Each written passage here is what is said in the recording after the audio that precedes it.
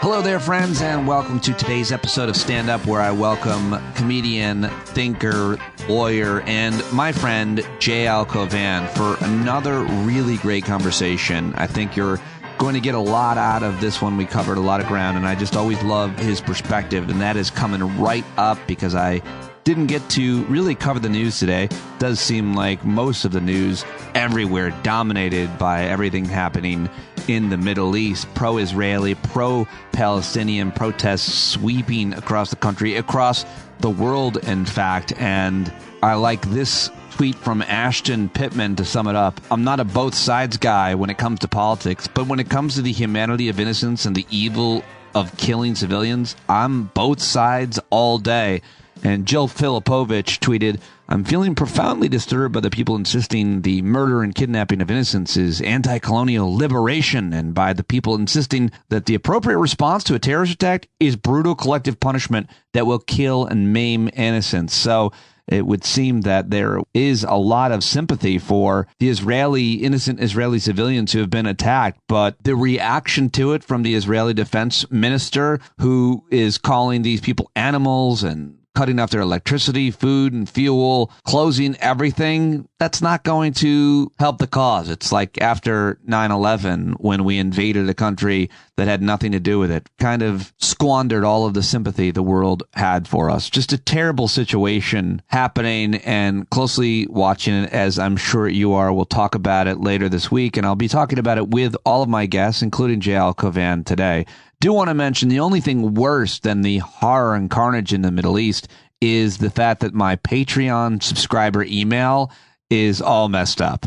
Okay, well, maybe that's not worse, but it's just a reminder of your perspective when whatever is happening in your life seems like very frustrating and troubling.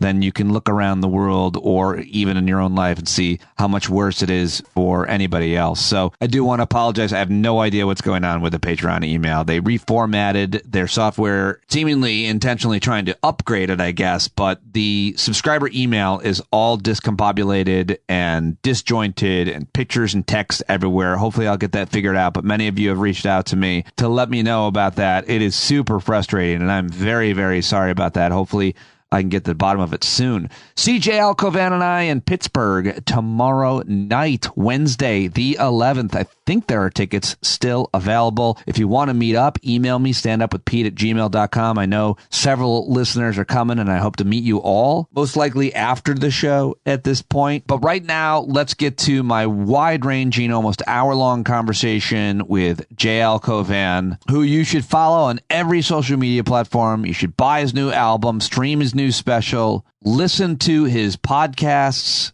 including Making Podcasts Great Again and Rain on Your Parade, which we talked about. Covered a lot of ground on this one. I think it's always great to get his perspective on everything. I hope you like it. Let's do it right now with JL Cauvin. And JL joins me now. We both hope to see you in Pittsburgh, but I'm very excited that you're here on the podcast because there's nobody that I wanted to talk to more about the Middle East, the Arab-Israeli conflict than you. Right. Then, I mean, who better to have on than an expert at being confused for both an Israeli and Egyptian, depending on my hair length and suntan at whatever time of the year. So based on looks, I am an authority on Middle Eastern culture and politics. Information, not so much. I feel like this one is a tough one for those of us, most humans, who want to fall into a certain camp or preconceived notion about who we're supposed to support. I think sometimes people, their stereotypical loyalties and allegiances get confused over the Palestinians versus the Jews. But I'm going to say mostly the Palestinians probably lose on the who we support, and that most people can't understand supporting all of the humans in this conflict. Yeah, I think it's as far as I've read and seen on TV, CNN, I've been able to, they're not covering it too much on CNN, but I've managed to catch a couple of seconds of coverage of this on CNN. That's okay. I thought you were. I was like, wait, they're wall to wall on this. Then is wall. Okay. Yeah. So I'm not demeaning the incident. I'm just saying, like, I don't have any idea what else is going on in the world for the last 3 days. Well, I think that CNN does some of their best work on international disasters, although they don't cover them very long. They try to cover them. CNN does some pretty good work, and I don't know. I can't speak for the balance on this, but certainly on the loyalties, things have changed. No, I'm just being mildly flippant. Like, it's just one of those things where you're like, there's got to be some, like, and I don't mean this as this isn't the number one story. Of course, it's the number one story. But I'm like, it's not the only story. And if I've watched 2 hours of CNN and I've heard the same, then maybe for that 10 minutes, give me one other story. That might actually keep me glued, because now I know I'm going to get updates on the war in Israel, but also I might learn something else in the meantime as well. But I get it. Like CNN, the irony of CNN, I think, and all the people who complain about it is like, when there's no news, they can be irritating, but when there's news, their ratings go up, which is sort of a tribute to their coverage of real breaking news, not how they call everything breaking news every hour. But when there's real breaking news, people are like, well, I do need to actually learn about the news right now, so I will go to CNN. And then, like, during, when people want just their things are calm, I want to be riled up, they go to MSNBC and Fox.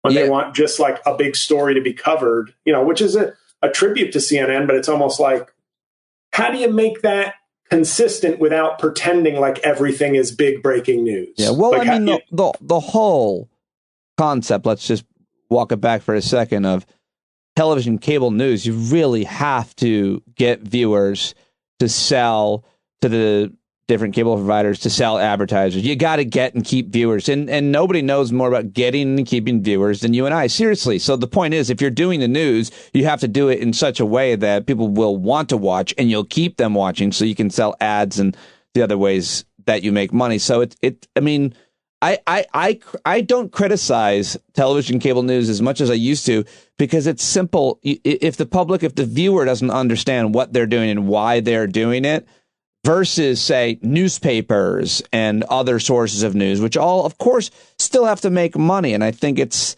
worth mentioning that always, right? Sure. Unfortunately, I don't want to go down, and I'm going to stop myself.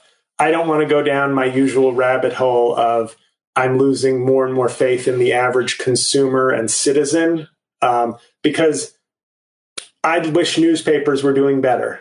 I would, because when you sit down and read a newspaper, you get a lot more depth and information and context.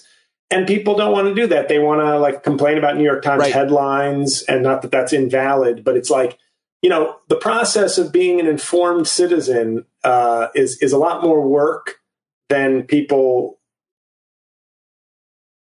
appreciate or care to do, it seems, in a lot of ways. But that's my way of just saying I am an informed citizen, and that's why I'm supporting Robert F. Kennedy Jr.'s third-party run for the White House. Yeah, I'm glad you brought it up. It's an issue I wanted to talk about more than anything else, but it's also such a really good point. I just want to underscore that the burden, the process, the responsibility, the desire or need to be an informed public citizen isn't just skimming social media, watching an hour of cable news, which is going to do what I just described it will designed to do to you. You actually have to, most likely, you have to read, certainly on issues as complex with the history and context of the Arab-Israeli conflict, right? I mean, there's so much to know. And any point you make, you're going to sound like an idiot, because the person that you're arguing with might know 1 second more than you. But on a situation like this, it's a perfect example of why it's really important to be an informed public citizen and not just go half-cocked on social media. Yeah, it's a complicated world. And I think that's one of the things, with Trump, that the lesson should have been, hey, democracy, whatever rights you care about, whether they be immigrant rights or pro-choice or whatever, it is never done. It's like national defense in a way. Like we didn't win the Cold War and then say, pack up the silos, decommission the subs. We did it. War won. Safety has prospered. We have to view defending democracy and defending our rights the way national defense views protecting the country. It is a never-ending, you do it well, you do it in a vigilant way, but it is a never ending, it never ends. Like that it's the same thing on an individual basis. Reading, voting, these are things that are constantly needed. I mean, if you could, that's such another good point. If you could think, though, of metaphors, I mean, it's not like the mission is over on any of the things that you care about, not unlike life. Like if you want to be physically healthy, you can't just eat well and exercise for a week. You actually have to try to do it as much as you can within reason every day, or you'll regress, or you'll lose the gains you made. It is true of voting rights, and it's also true of knowing and understand what's happening in, say, the Congress.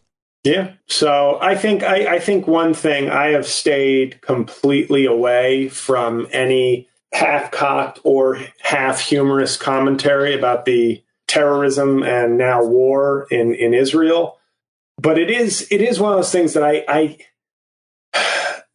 I do think there is a time and place for the, hey guys, and a lot of people have done this, the, hey guys, my heart and sympathies are with the Israeli people, but while I'm while I'm in the ICU, let me just make clear that also there are bigger issues and bigger. I get, like, because to me, once again, maybe this is from me sort of being someone who tries to keep up with the news on a daily basis and on Twitter and sees the politicians and the controversies. I don't think there's been a lack of like sort of rhetorical conflict over the Palestinian situation in Israel and how Israel deals with. Like, I don't feel like there's been this blanket silence and now is the time where you must raise that issue again, like in the same paragraph as, like what would we have said during, and I'm sure people did do this, as the towers are falling, going, well, American imperialism, I mean, prayers for the victims, but, of course we would have been like, can you fucking wait a week before, like, clout chasing your moral superiority?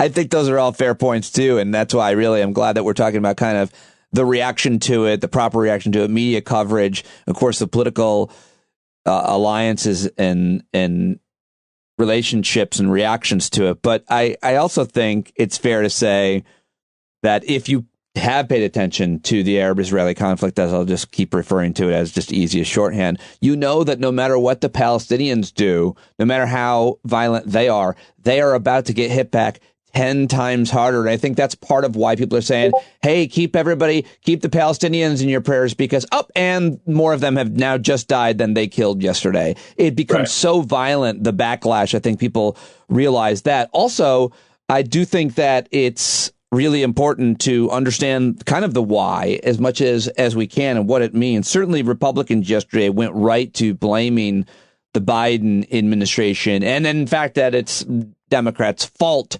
that this happened. Might as well have been Congressman Adam Schiff parasailing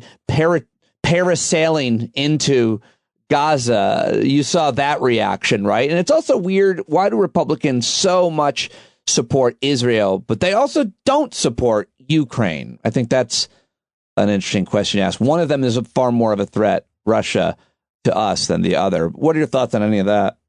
I think the Joe Biden is to blame for this. It falls into that same category of the look how tough the Russian military is and look at what our woke military is. When the Ted Cruzes of the world were like, I mean, Trump has ushered in and I think I've said this on your show, Trump is clearly the most consequential president of our lifetimes. And I think he's like approaching Lyndon Johnson and FDR levels for just not positive impact, but net impact. Like his impact has been grossly negative. But as far as an impactful president on our culture, on the world in a bad way, but still, absolute value, like they say in math, like has been great. Like the magnitude of his impact. And I mean, look at your career. Yeah, put you on the map. They said nothing could get me on the map. And Trump, I think, took that as a personal challenge. And I thank our still president for doing that. But I think you've seen this kind of like, they don't mind trashing the military. Like when it's because, hey, our woke, I'm sorry, I thought we honored and defended spend and a little time our on troops. Spend a little time. Well, Give me your thoughts on that. It's probably the most interesting development to me that now I didn't see this coming. The military would be savaged. I mean, if you're going to tie it back to your earlier point, Trump has had more of an effect on everything, consequence on anything. He's slayed many sacred cows, none more than the military is untouchable. No, apparently they're woke, and the things that he said about actual veterans now. Let's say what they, and I mean this, I am saying this not in language I would use, they're gay. Like they are saying, like the Ted Cruzes of the world, the Josh Hawleys, experts on manhood, they would basically revert to 90s middle school slurs to describe our military. Or bi-curious. Yeah, they. Yeah, for sure. It started with McCain. I mean, when Trump got away with shitting on John McCain, I guess that just now it was only when the military agrees with you are they a sacred cow, and when they don't, they're just part. General Milley is a woke bitch who should be given the death penalty. Yeah, and these guys, like we're so far gone, and I'm starting to like really tone down like my politics posts because even I'm getting bored of it because I feel a deep inefficacy in what people are doing. It's starting to feel like whether it's the Lincoln Project or people just kind of posting like I made a joke about Tim Scott. I say you like that. But like generally, we're in such a deeper fight than social media can solve that I start to just go, I don't need to keep seeing the same people kind of owning. And I did plenty of that. I mean, I try to do it from a comedic standpoint, not as like a look at me. But these are like, even if I agree with them, there's a real futility at this point, I think. Like when I see people saying, I'm going to stay on Twitter to continue to bring the fight. That fight is, it's a circle jerk. It's not a fight. So I think I say to people all the time, the only solution to solving problems in America are vote for more Democrats. And once you have a governing majority in both houses and the White House, then you can work within that to get your more progressive or your more centrist things done. But the Republican Party doesn't even govern. Well, their feelings on what government is and should be for the last 30 or 40 years is the only thing that matters when it comes to politics, and the point you're making, I feel. They hate government. I called, and this is one of my earliest political predictions. This was early in Obama's Are you having presidency. A wall put up right now? I think my girlfriend is just imagining punching my face. Oh, right I hear a pounding or a punching noise. Preparing dinner, so she's beating the meat, literally.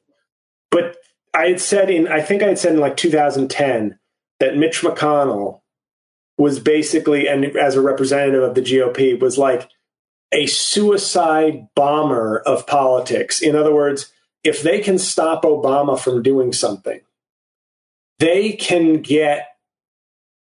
people already hate them, but they can drag him down. Right. Like, in other words, sure. This idea of like, hey, nobody's trying to elect me president. My job right now is to hurt the Democrats. And that's a different motivation. You know what I mean? It's a much tougher motivation to be like, I am trying to do good and hold off this party that instead of working with me or coming to a compromise is constantly trying to drag me down. So it's the way people talk about terrorists and law enforcement, like they only have to be right once. We have to be right every time. And that's where we are now with Democrats and Republicans. And I can't people can say, hey, but, they think the same about you. I'm like, at this point, there's an objective truth that Republicans are fighting borderline imaginary culture wars and have no interest in doing anything with government. They actually just want to stop it. You're like letting the wolf in the hen house or something, or the fox in the hen house. some animal with sharp teeth in the hen house. That loves hens, loves to eat them and destroy the administrative state. Yeah. It's like and Matt Gaetz is perfect, I think, because it's like he's just like Trump was sort of in one ways the logical conclusion to their sort of like self-serving nihilism. Like he's like a next gen, like he's a new version of that, which is like, I don't care. I'm here for me. I'm here for clicks. I'm here to hurt Democrats. But guess what? You get in my way, Republicans, you're going to get some of this bullshit too. One of the people I feel like is the most influential ideological centers of whatever you want to call the Republican movement, Republican Party, conservatives today, MAGA, is Steve Bannon. And he runs Matt Gaetz and he runs Donald Trump in many ways. Trump has always kind of followed Steve Bannon's advice, even if he's not directly giving it to him. You can see them almost always in line with each other. And I feel like serious political reporters need to just focus on that and uncover it more. You really want to know what they're going to do and what they think and how they're going to do it. Listen to Steve Bannon's show. I should know. I shared a studio with him. I've been watching that guy run the party for several years. Yeah, and I genuinely.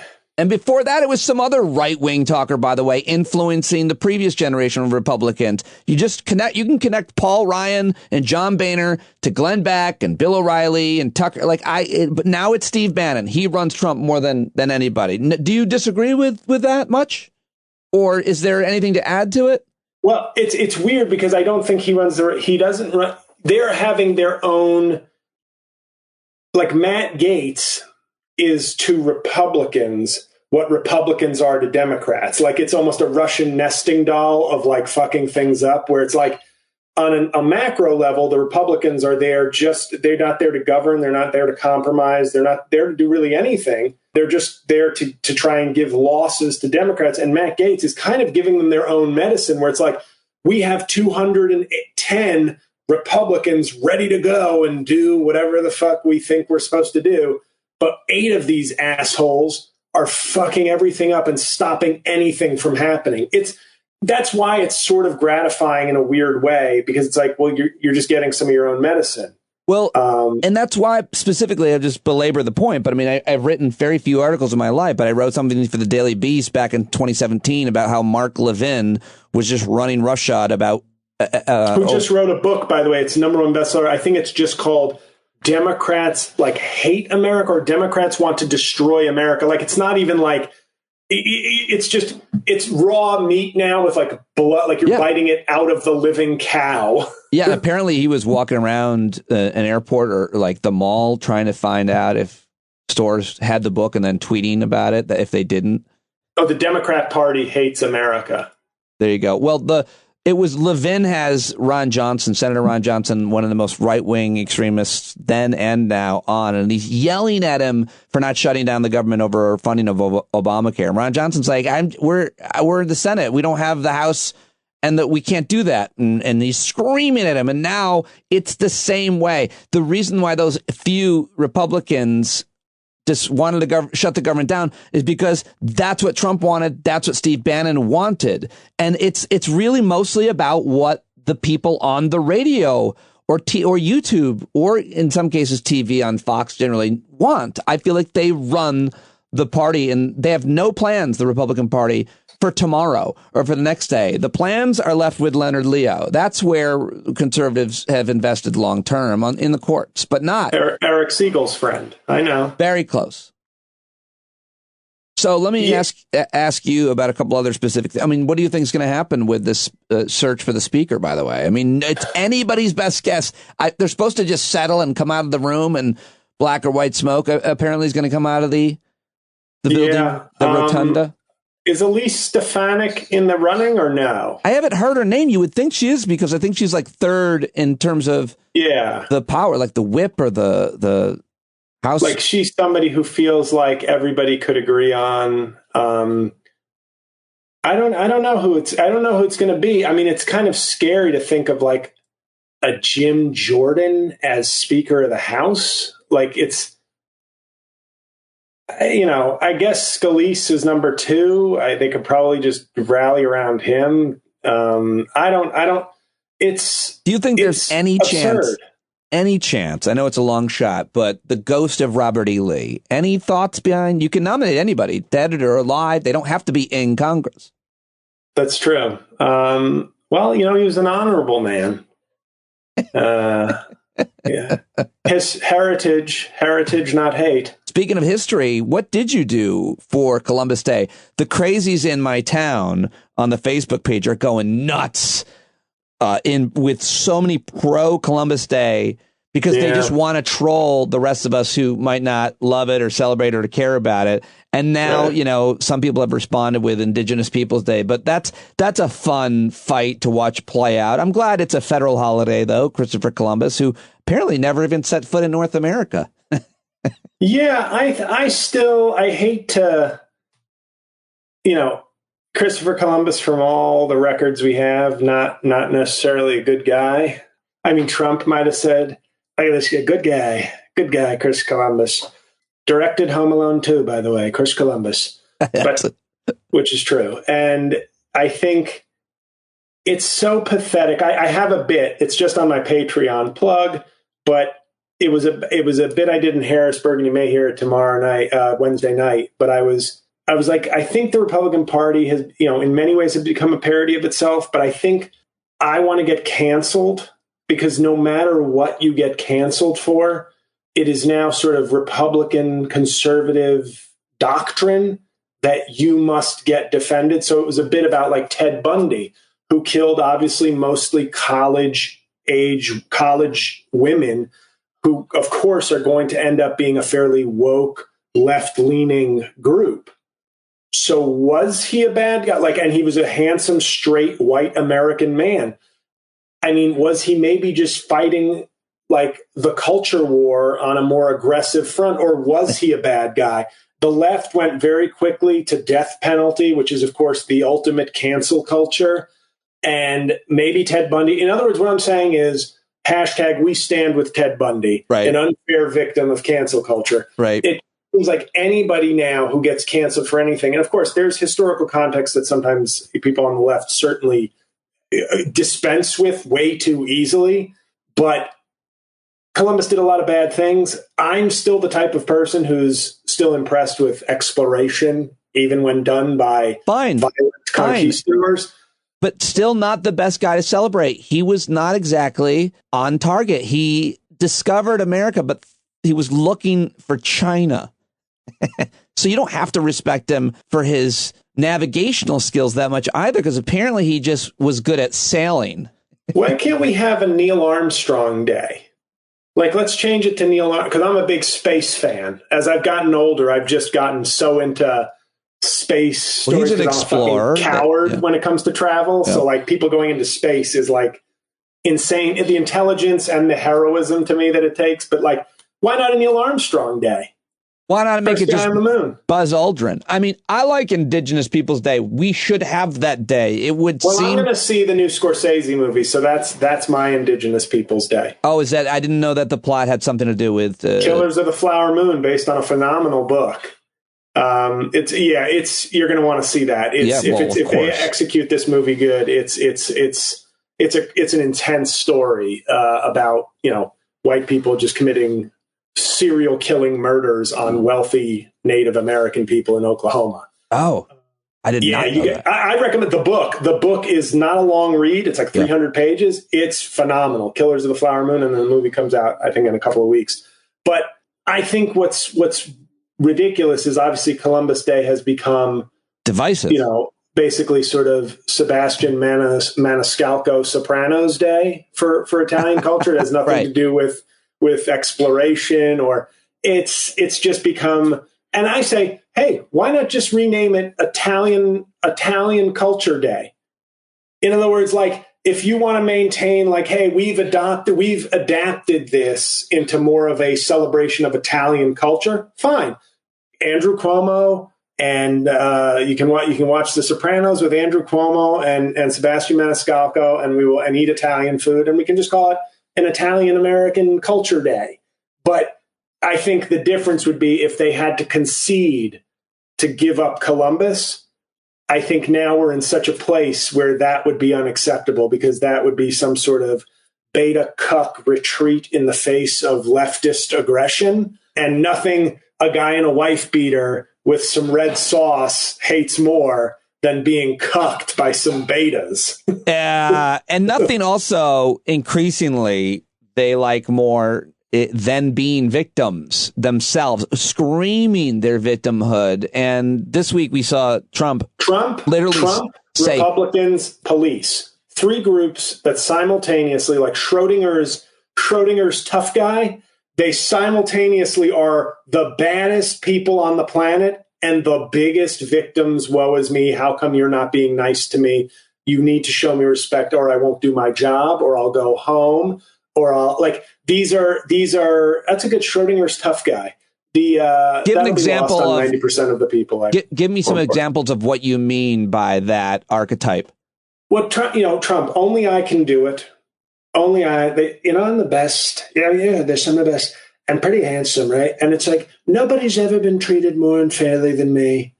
There's people who've been assassinated. There's people, but it's never been done before. And now, of course, I walk in and he says to me, sir, he's looking up at me. He says, you're so tough, sir. You're the strongest guy I've ever seen, sir. But then they want to cancel me. And they've never treated, they're indicting me. It's racist. It's off. So he's like doing this, and they buy it completely, because it's like I've said before, when left-wing people claim to be victims, well, their victimization is born out of being pussies. But when we on the MAGA side claim to be victims, it's because we're being attacked for our strength, for our virtue, not because we're weak, but we feel we need to highlight the fact that these people are attacking us. And the flip side is the Joe Biden sort of thing, where he is simultaneously an evil genius and a senile person who can't feed himself pudding at the nursing home. So they've inverted it with Joe Biden, right, where he also is like evil genius and doddering fool, and there's the cognitive dissonance allows that to completely jive and be logical in their world. And with cops, I think cops are a good example of, I'm a badass with a gun. I'm what stands between you and the scourge of violence and everything. Oh, you're protesting me? Well, I'm not going to do my job then. See how you like that? Is that what we do? Like, in other words, when they start saying, but that's not hyperbole. Just to be clear, it's not hyperbole. There's a lot of evidence that during the BLM protests and during the anti-vax, I think as well, or other things that the PBA just shows, they don't make the arrest. They don't come to work. Right. I mean, it's right. So it's it's this treat me like a hero. Yeah. Or I'll take my ball and go home. And it's like, you can't be a hero just when the cheerleaders are saying, I'll suck your dick after the arrest. You have to also suck it up sometimes. But this is what's so fascinating to me about this time we're living in, where the tough guys can complain about not being, and it's like, but aren't you kind of being a pussy? I'm not saying it's right. I get that it sucks. I get that it sucks if you do a dangerous job. Let's be fair. You do a job that's dangerous or tough or is a grind, and then you have people complaining and shitting on you. That sucks. But then that's the job. That's sort of the job. At the same time, that's why you get the respect from people that you do when you get it, because there is an acknowledgement that it's not a perfect world, and people aren't, or people might spit on you. You might get like you show up to a house and then they attack you, and it's like, yes, those people also don't respect you for the job you're doing. Yeah. That's why we respect it, because you take the lumps, but now you want it in a way where it's like, I want all the hero treatment with none of the dealing with some shit. We don't see that. We don't see that with teachers. I mean, you see it. You could find examples, but generally speaking, that's not the case. What we see with teachers is, I can do your job better than you, or let me tell you how to do your job, is what the same group would complain about. And I got into it yesterday. I'm sorry, just before, I don't want to forget this because it's a tangentially related example, but I was talking to my brother a couple of nights ago, and then I went into a Duane Reade in Midtown. I will leave the address out so as not to encourage theft. the drugstore, in case people don't know. It's like a Rite Aid drugstore chain in Manhattan. So I'm in a Midtown Manhattan Duane Reade 2-story store, like first level and then a huge second level underneath. There was one woman working. I walked the store because I had to get things from different corners of the store. I saw one employee upstairs the whole time.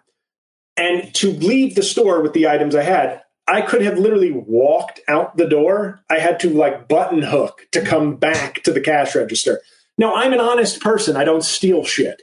So, of course, I'm not going to steal anything. But in my mind, I was like, and my brother referred to this. He's a smart guy. I don't know if he coined the term, but he says the CVSs and the Duane Reades of the world are starting to go through a sort of dollar storification where dollar stores, Dollar Generals have been, the New Yorker did a great article a couple of years ago about how crime is very high in those stores. They put them in not great neighborhoods, but they also understaff them so that they end up being almost magnets for crime because they're sort of like flashing lights, like it's pretty easy to steal from here. Now, when I go into a Duane Reade and see one employee guarding, 15,000 square feet of Manhattan real estate with lots of small items, I don't steal, but somebody who's inclined or in need might steal. Now, I posted this yesterday, I made clear to say, this is not an excuse for shoplifting, but it's also this sort of corporate responsibility they want to downsize and pay fewer people and then pretend like every theft is a result of defund the police, because that will be good rhetoric to gin up you see this? You see what's going on? And I'm not talking about, I'm rambling a little bit, but the point is, it's a very easy thing to be like, shoplifting's out of control. And I wrote that on Twitter, and a friend wrote to me and said, this is a dumb comment. And he went with sort of a 2020s Republican Bill Maher argument of once you said defund the police and the Black Lives Matter protests, well, then police step back. And that's what happened. It has nothing to do with the stores. And I was like, well, no, stores have changed. They want to employ fewer people. They are making their stores more attractive. Now, what is it? Do they want publicly funded security now? Do they want cops patrolling? Are you saying, but which is that never happened. Which is, I'm not sure what the point would be, because if you have fewer people working in the store, you're saving a little money on labor. But if you have more people stealing as a result of fewer people, you're losing way more money on theft than you are not having a couple of extra people on that shift. So I don't pretend to know exactly, but I think it's probably easier if you can blame. And maybe these are just big corporate chains with Republican boards who are like, hey, we can win the culture war by, complaining. And then maybe when there's more police, eventually they'll patrol the streets more and flood the cities, and we won't have to pay for loss prevention people. I know this sounds like conspiratorial, but I was very pissed, and I minded myself to not reply to this person because it was this kind of very simple, and this is the problem we live in this world. We live in a complex world with multifaceted problems, and everybody wants a simple solution. And when it's not a simple solution, it's deemed dumb or weak or, so when I go into a Duane Reade and see one employee guarding not guarding, working, just a cashier. Yeah. I go, word's going to get out eventually that this is an easy, item rich target for some gentle shoplifting. But, this fantasy world where but before were cops patrolling Duane Reade and now they've stepped back? No. Well, just jumping out of Duane Reade or into Duane Reade or any other drugstore, yesterday I want to get your take on this complex issue, which has divided not only Americans, but people around the world, sadly. I went into the drugstore on Saturday, and I got myself the flu and COVID vax each arm, and I'm still here. I'm alive. No actual side effects other than my arms hurt a little bit. I got them in each arm. But I didn't get sick as I have in the past with the COVID vaccine. I wonder what your thoughts are on that divisive issue these days, and if people are still talking about that, because I think that you mentioned that out loud, that you went and got the miracle life-saving or protecting vaccine. And that can be obviously a really divisive culture war issue anywhere. I put it out, I think, on social media just to see what the reaction would be. Not that it matters, but or even let people know, because some people have been so affected by this that they might be afraid to get it. And now at this point, it seems like you're not probably as likely to be protecting yourself as others with any one of these issues, depending on who you are. But I give blood too. I don't think these are things that should be noble. Yeah, I give urine. So what's that for? It's an organization called Felons Who Need Jobs. Oh. So when they need clean urine to pass it's a clean urine underground drug test, I'm there for them. Your urine is very clean. I know that. He's a clean living guy. That's right. No, I think I just got I split them up. Like I got the COVID vaccine last week. Yeah. Because of, I'm going to be away for 3 weeks, starting with Pittsburgh. So I just figured if I'm going to be traveling a bunch and seeing people and being in close contact with people, I figured, okay, let's get this done. I get the same reaction. I got Moderna. I'm very proud that I've had like 5 Moderna shots. Yeah. I'm 5 for 5. But I get the lymph node pains in the armpit. Yep. And I'm like, it's like when the shampoo tingles, it's like your lymph nodes hurt. That's how you know it's working. And I can't believe that's not in the Travis Kelce ads. Yeah. And I like the Travis Kelce sidebar. I love the fact that he did that ad. And then I saw people calling him a sellout. And I was like, people don't know what sellout means. If Aaron Rodgers did it, he'd be a sellout. Right. In other words, it's going right or wrong. It's going against what he says.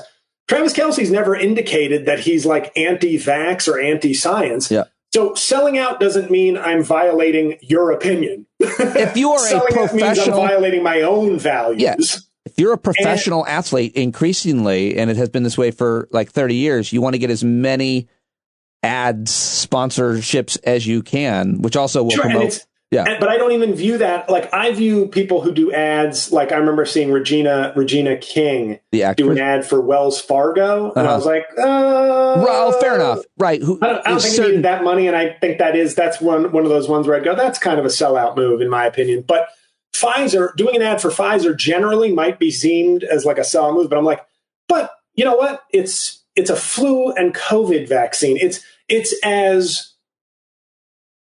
neutral. I know we're not politically neutral, but like a flu shot. Yeah. And the way we've said COVID vaccines are now going to be like kind of like a flu shot. That's as non-sellout as you could be while still endorsing a pharmaceutical company's product. Well, the craziest and best, I feel like, I don't know, is it pone? What is it?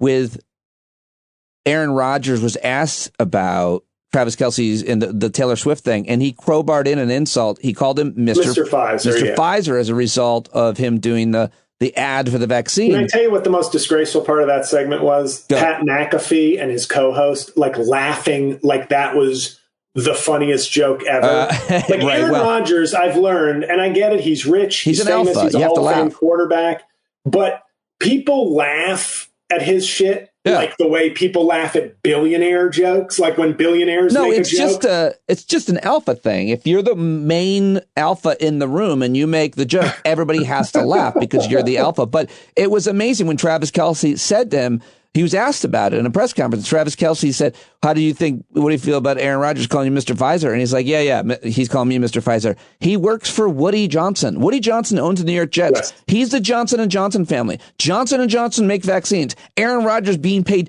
directly by a vaccine maker to play football, which he's not even doing because he hurt his ankle. Right. Yeah. I think, but I will say this, I had made this comment when I got the vaccine because I made a joke to a couple of friends, and one of them was sort of very dismissive, like, I don't need to get, like, and I've had multiple exchanges with men about, I don't need to get that. I'm done with it. Oh, yeah. And what I find funny about this is because, like, nobody gets mad about the flu shot, right? I'm going to get mine in November, but nobody gets mad about the flu shot. Like, you're getting a flu shot. What are you, a pussy? Well, people get mad and say, why would I get it? It doesn't work. No, but it never, the flu shot, as far as in our lifetime, never seemed to be a culture war issue. You could get it, you cannot get it, but it doesn't. COVID vaccines, obviously, huge culture war issue.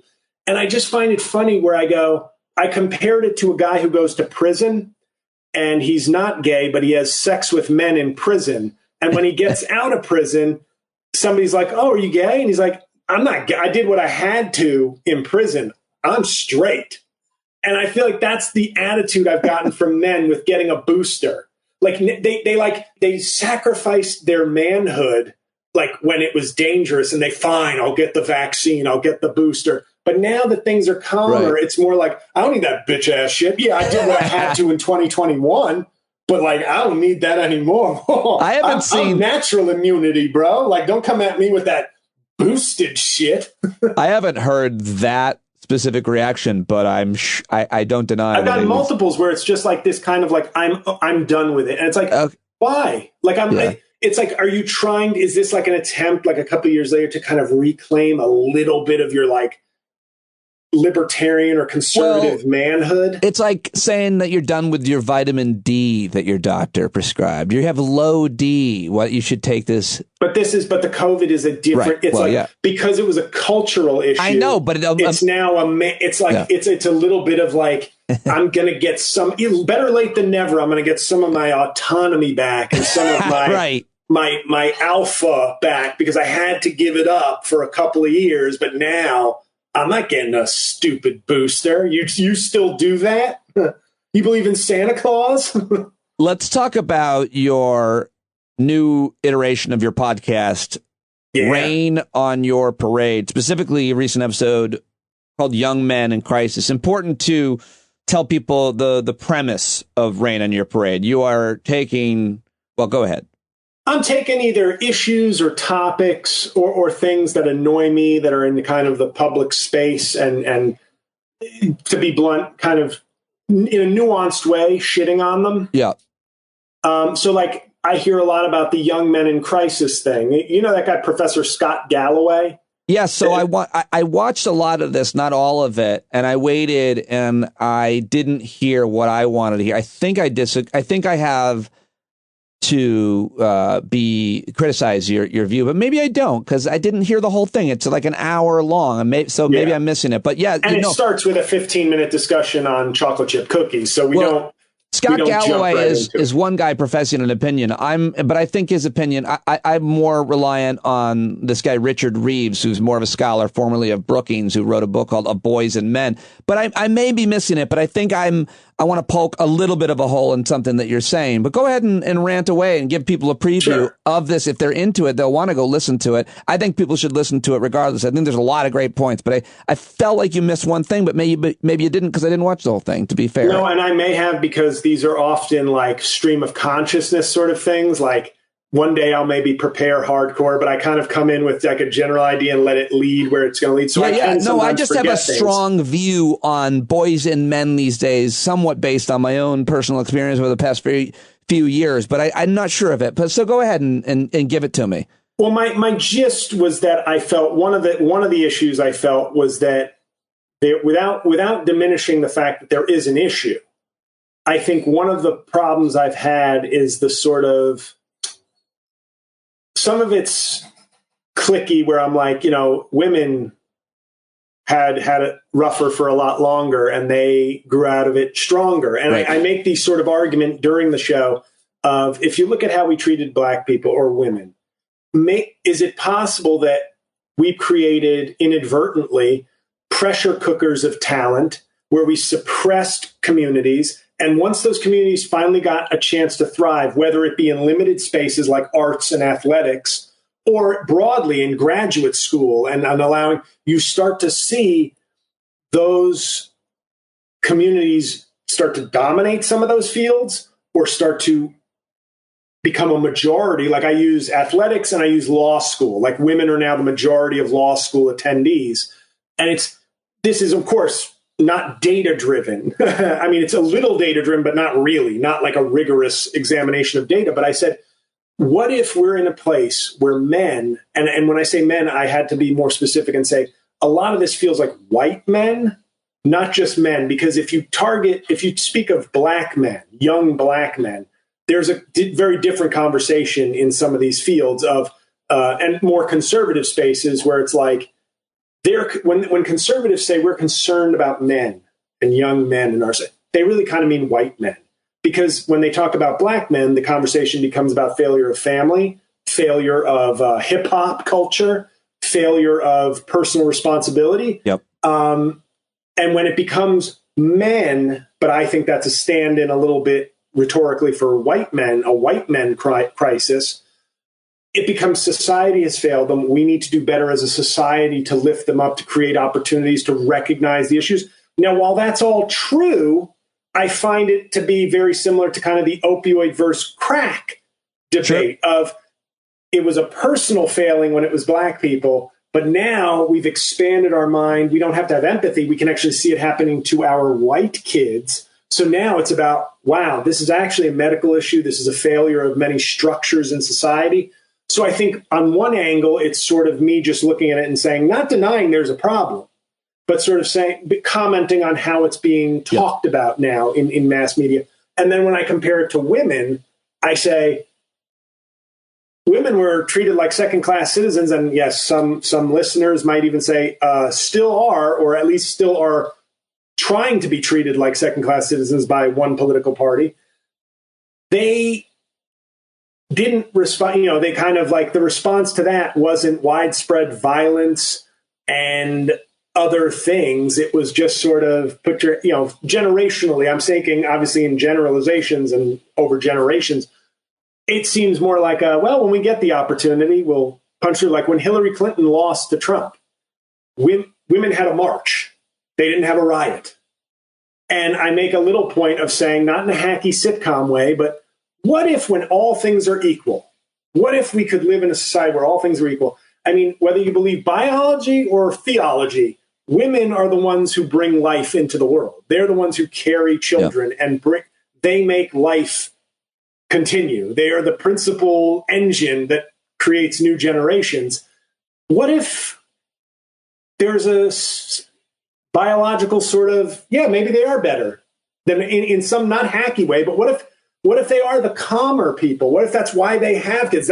What if biology, that's why men don't have kids? Because we're a little shittier as people. We're shittier as a division of the species in some critical ways, whether it be aggression or violence or more impulsive.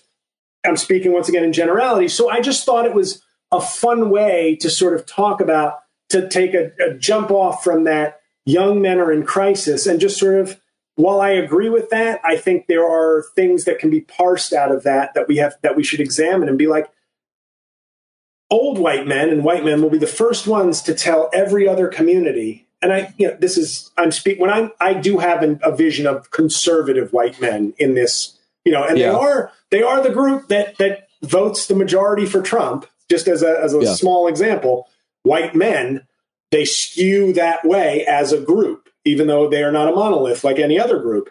But it's one of those things where I look at it and I say, you're the first group to tell everybody else to stop whining, to just work harder, to get off your ass, to stop caring about your feelings. Data, it's about data. It's about working hard. It's about getting yours. It's about not taking no for an answer.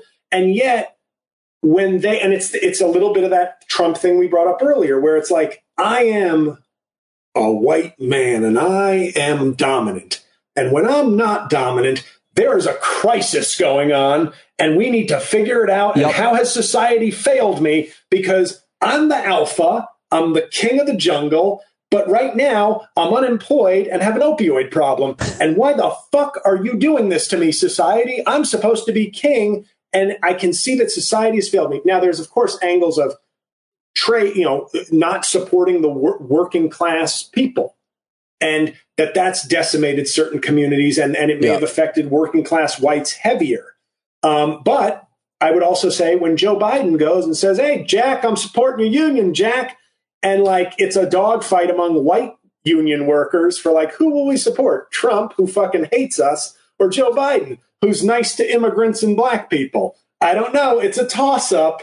Well, I think it's a really, really important conversation. I think that I was super excited to see you. Well, I'm always interested to hear you ranting about anything. I think you're one of the few people I actually will listen to for for quite a while. I think you have a lot of original thoughts, and you're often very unbiased about a lot of stuff. And you're a good listener, and I think you take in a lot. But, on this issue... I missed that last part. What were you saying? Good listener, and you... Oh, right. Yeah, no, definitely. Take in some of the things that are said, but apparently you also think only about what you're about to say. But I ask you to pause for that and just hear me out, because this is so important to me, which is I absolutely think that we need to understand that many things are true at once. And it's important that I think folks understand how badly white men are suffering because of how much of a kind of an epidemic it's become in this country. A lot of times the solution is suicide. And I think there's reasons that you just mentioned, but a lot of it is kind of an American culture of patriarchy. And I'll split the hair, meaning when I lost my job at Sirius and couldn't provide my family with health insurance, a Canadian guy doesn't have that extra concern to worry about. What does my wife now think? I can't support my family's health care anymore. Most of the rest of the country, you lose your job. That's one less thing you have to worry about, not to mention a lot of other uniquely American things. But whether it be a right winger that loses, Trump supporter that loses their job and then their wife leaves them and then they're on opiates, or me, it is suffering. And, and we are really struggling. And I think that part of the thing I've learned to understand, because I went through this by my wife's side, is she's looking at me go, really? You're really that upset? She was never this insensitive, but it was like, hold my beer kind of moment. Like, she's been to hell and back a million times, and therefore she has this resilience. She had to teach me that resilience so I could have the resources, and then for the modalities to realize I have to have an everyday practice, or else I'm going to continue to struggle, something I'd never done because I had a pretty good run. But I do think a lot of men, white men, and I hear from them because obviously a lot of them listen to my show, are severely depressed and upset, especially, I'll just be more specific, men of a certain age who did really well because of the things that you're talking about. Because we had all the privileges, we took advantage of all the opportunities, we worked really hard. And then at 45, we lost our job to a 25-year-old because pay him less. I want to spend more time with my family. I worked hard. I'm entitled. Well, now what do? I'm out on the street and there's nobody that's going to hire me at what I was making. As a 44-year-old who just lost his job, I have no idea what these 45-year-olds are complaining about. You can't really speak to this because you're mixed race. But I mean, other people struggle. I'm just talking about pure whites, like Aryan whites that are struggling. Ivory soap, 99.4% pure or higher. There's a massive, just on that issue alone, you lose your job at a certain age. You are not going to find another job, at least one that you enjoy as much as you do, or that's maybe, I'm not going to say not hard or not easy, but you're not making that money. No one's hiring that guy. That guy then starts to feel what? And I think that's where we need to talk about what direction that guy goes in. Either he goes and blames the globalized, the Jews or the Democrats or the liberals or blacks or whatever he wants, or he tries to figure it out, goes to therapy, talks to people, and finds any sources that he can to deal with this emotion that, frankly, a lot of people who've been discriminated against and marginalized have already developed a resilience their whole life for, and there weren't those expectations. I fulfilled all those expectations. I did it. I'm kicking ass. So now that I lose my identity, holy shit, that's what I'm talking about. Yes, no, and you have framed it. I completely agree with the way you framed it. I wanted clicks. No, I'm kidding. No, but I think the reason I think I had, maybe it's not that I don't have empathy, because I do, although I'm not going to lie. Of course, when you see somebody, storming the Capitol because they're upset, I lose some of that. But I think the two things that I focused on when I did that episode was I lost my job, and I get stressed thinking about I'm 44. It was a really good job to have. I didn't love it, but I recognized that I had a good job, and that's why I took it in the first place, even though it meant putting comedy on a back burner, because it was a rare opportunity when I was 40 to get a good job. But losing it, I never once felt I felt like I failed a little bit, but I don't have the kind of, you failed me. Only with comedy do I blame other people. But in my life, I was like, I internalized it because I was like, that's on me. I didn't blame the firm. I didn't blame society. I didn't blame anything else. But I think it reminds me, I think this has been in my mind because of the way I was raised also. My father was a Haitian immigrant, and my mother was a blue-collar, high school educated white woman. And I saw how hard she worked and how tough she was. And I saw how my dad, and it was the basis. I have an album called Israeli Tortoise from 2016. And the title of that is based on the bit looking at both my parents grow old, and how I think this is an apt metaphor for, and more specifically, how people of color, women, have adapted and put up with all this shit for so long that white men, in a general speaking sense, have not. They are not calloused. They are not resistant. Yep. They're not resistant to this the way other people are. And if they had shown as a group more empathy or in the past, I think we would be in a much better place, because when you are constantly as a group seen as the people going, pick yourself up by your bootstraps, you bitch too much. And if you turn on TikTok, there's no shortage of alpha bro podcasters. And I'm not talking about Rogan. I'm talking about like lesser guys, but who have big followings, who all they're doing is, you got to tell a bitch she ain't shit. You got to dress the part. You really? I don't know about that. I don't know about it.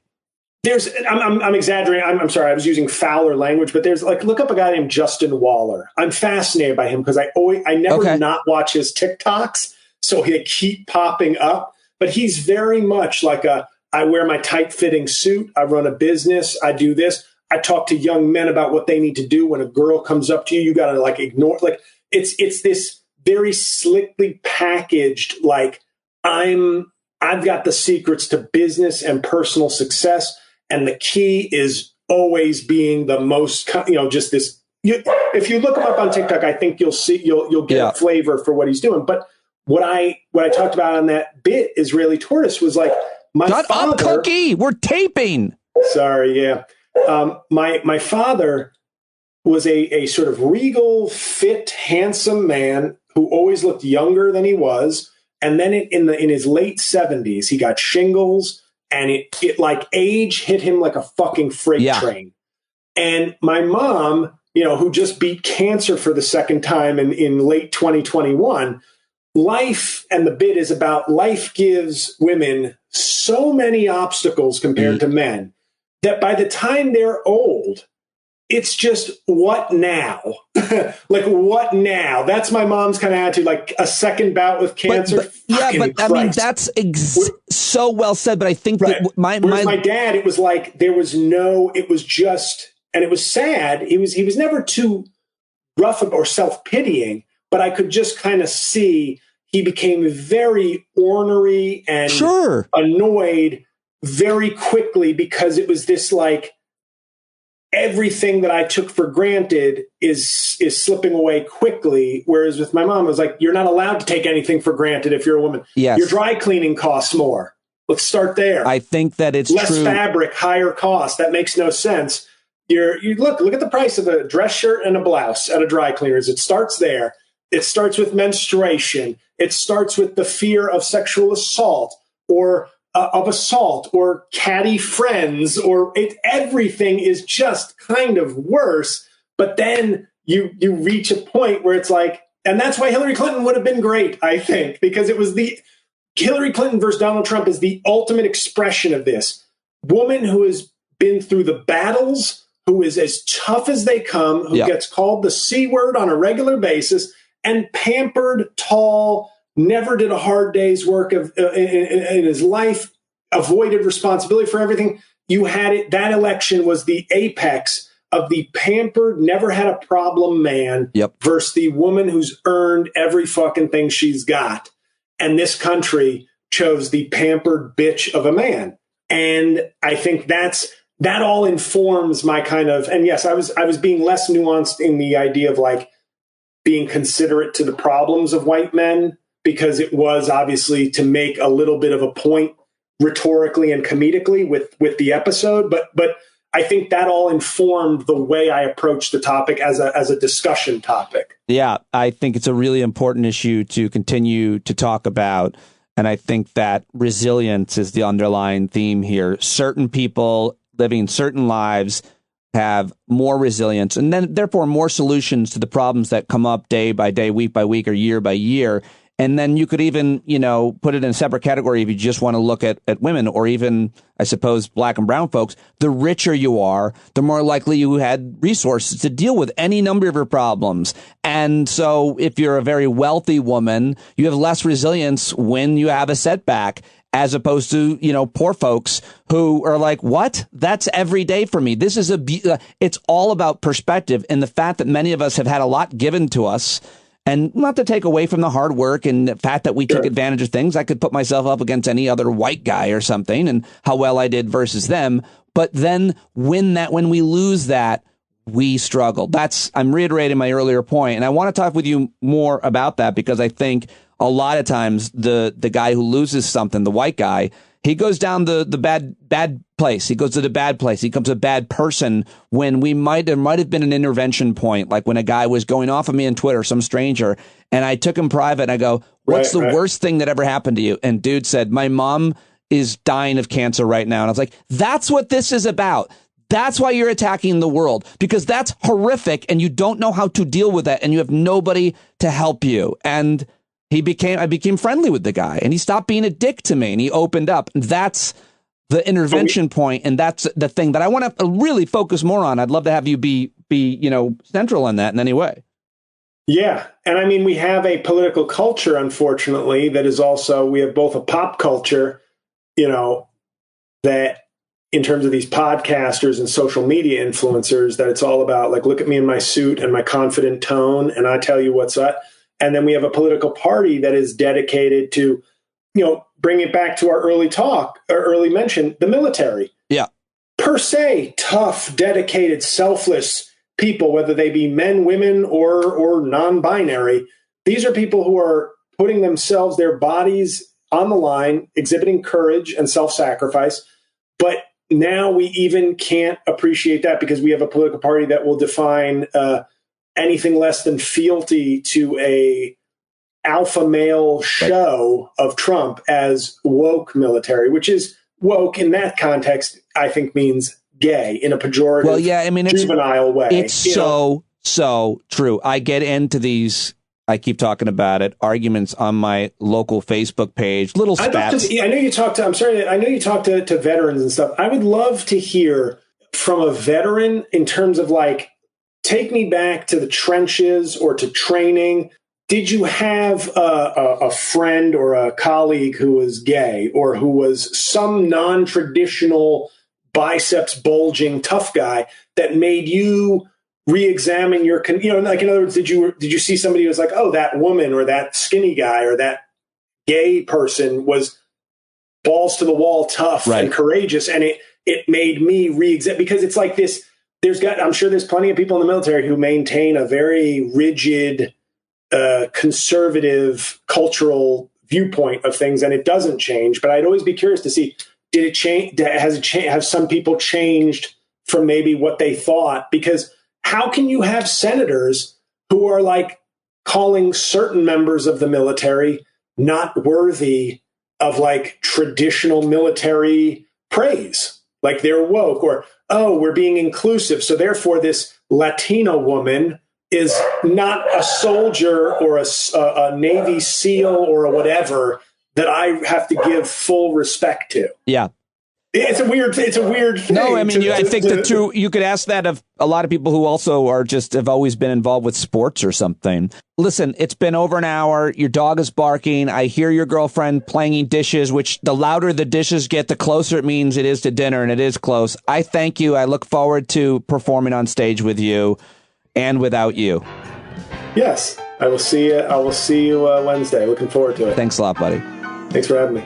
All right, there he goes, JL Cauvin. Everybody go check out his podcasts and follow him on all the social media and hire him for a cameo and all the rest.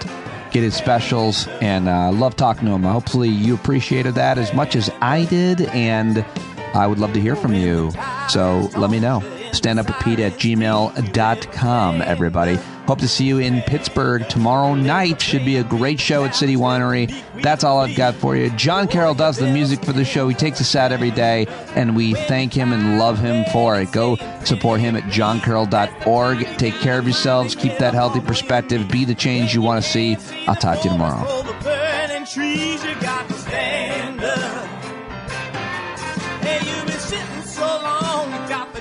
kidneys, you gotta stand up. Stand up. I think you're driving wheels with leaking grease. Boy, you better stand up. Stand up. Well, there's a whole lot more of us who know what's right. They'll keep right on ignoring us if we keep sitting tight. You got to open up the window to let in some light. You gotta stand up. That's right. You got to rise up. You got to stand up. You got to stare the devil straight in the eye. You got to let him know it's his turn to go. See it clear when all you hear is a lie. Don't get up off of your butt, get down off of your fence. And even if it ain't a very friendly audience, well, they'll begin to listen when you start making sense. And you stand up, stand up. No need to point your rifle to defend your town. Just stand up, stand up. You know they can't deny you what you're laying down. Boy, you better stand up, stand up. Show your face of every color, yellow, black, red, and brown. She's the place where every lost child will finally be found. There's only one thing to do before we stand our ground, and that's stand up, stand up. Well, the founding fathers saw a land for all. They had to stand up, they had to stand up. They had a keen imagination for a crystal ball, drawing all the plans of a stand up. But all they had to go on was the time they were in, with other causes for laws, and since they weren't even sin, they knew that change was gonna come before the change could begin. They had to stand up. All right, they had to stand up. We got to stand up. We got to look the devil square in the eye. We gotta let him know it's his time to go, and make it clear when all we hear is a lie. Why you lying awake wondering where the money all went? It'll be the cost of freedom that'll go unspent. You can see him flee the scene of that experiment if you stand up. All right, we got to speak up, we got to reach up, and raise your voice in every way you know how. Don't be toes up, you got to show up. Ain't no better time to do it but now. No need to pledge allegiance to no wanton tribe. Rise up, show obedience to the voice inside, and listen well and it'll tell you not to run and hide. It says stand up.